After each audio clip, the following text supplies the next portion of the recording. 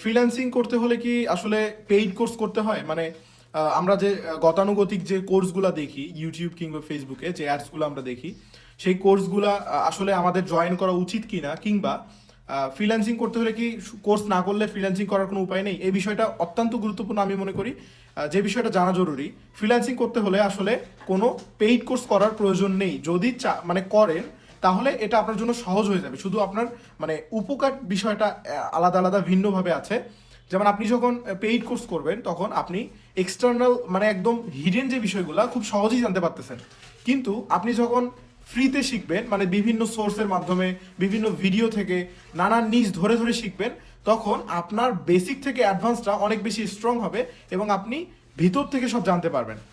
এটা হয়তো বা অনেক কঠিন একটা কাজ।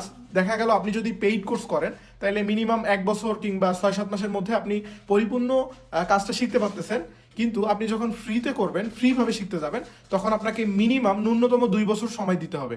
তার কারণ আপনাকে বিভিন্ন সোর্স সম্পর্কে জানতে হবে, নিজে নিজে রিসার্চ করতে হবে, মার্কেট প্লেস রিসার্চ করতে হবে, গুগল রিসার্চ করতে হবে, ইউটিউব রিসার্চ করতে হবে।